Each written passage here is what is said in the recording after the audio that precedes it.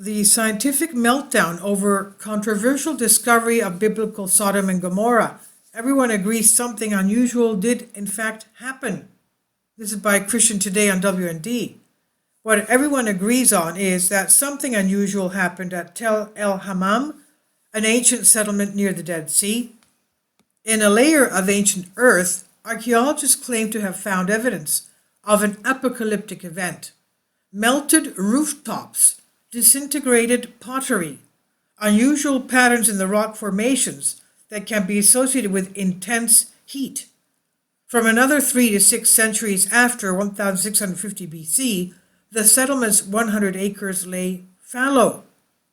But when Stephen Collins, the principal archaeologist at Tel El Hammam, considered the scientists' evidence in the article that ran last year in the respected scientific journal Nature, he claimed that the incineration matched with the place and timing of the biblical account of Sodom and Gomorrah. And this brought down on himself what in academic circles is called hellfire. So the archaeologists and geologists disagree. This is hellfire brought down the Sodom and Gomorrah controversy.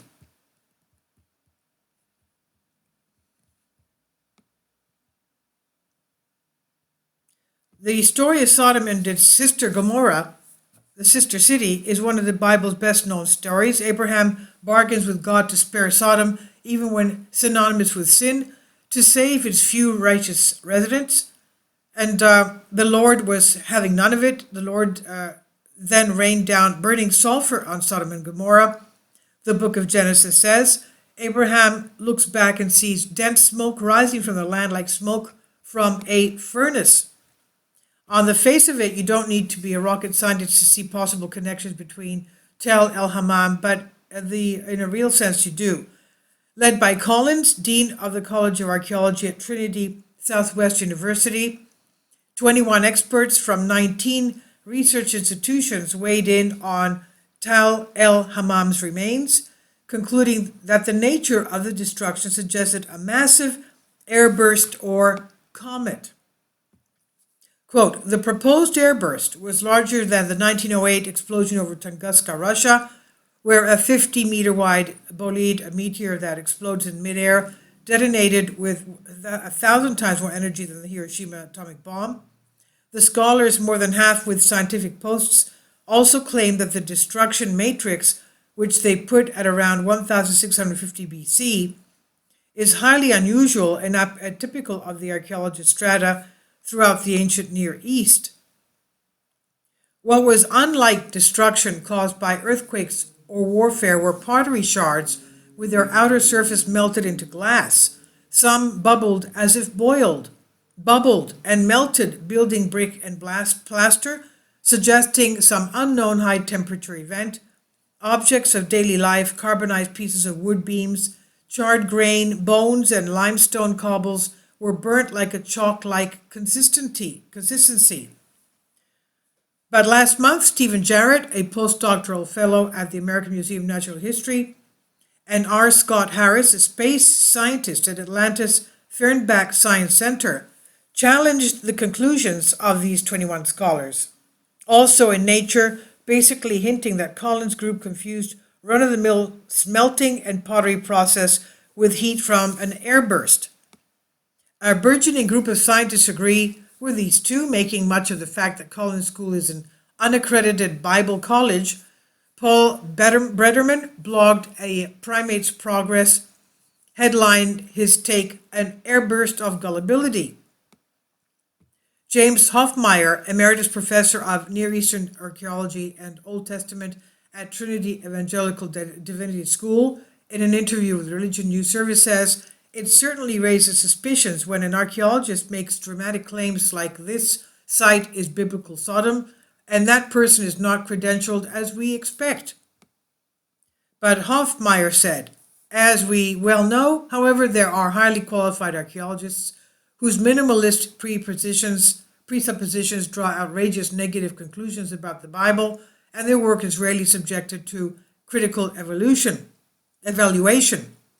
In comments to RNS, Collins notes that the most of the 21 authors of the paper are scientists' peers who worked 6 years to produce their findings.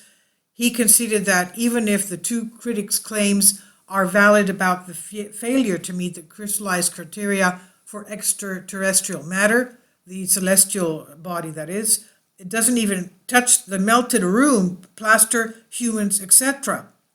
He reiterated his argument with the findings of the authors of the original paper. Going a step further, he claims it's sure evidence of the biblical account of Sodom's fall.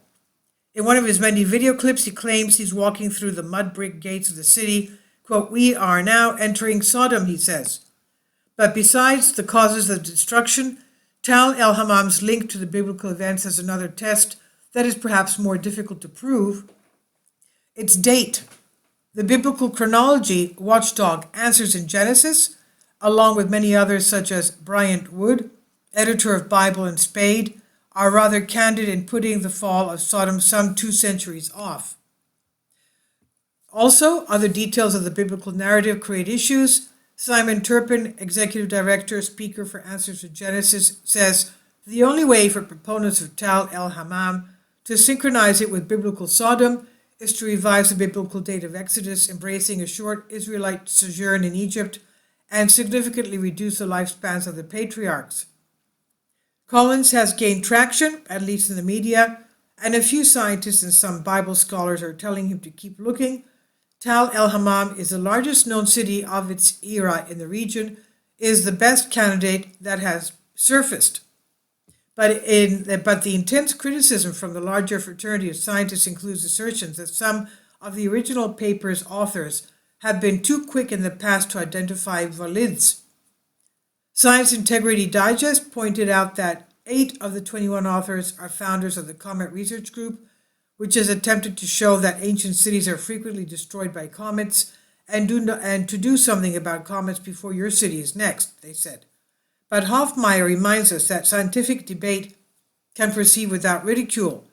Walter Rast and Tom Schaub in the 1970s and 80s, he said, had advanced the idea that Bab ed-Dra and Numira were associated with Sodom and Gomorrah. He said their idea was evaluated by the discipline and rejected. I think Collins and his team should be afforded such a courtesy. And this is on WND and Christian Today. But there are those that claim that Sodom and Gomorrah is still sunk under the Dead Sea. Please leave your comments, and thank you for your support. Kindly support my Patreon account. The daily posts are 5 videos daily, and they are totally different from what I have on my YouTube channel.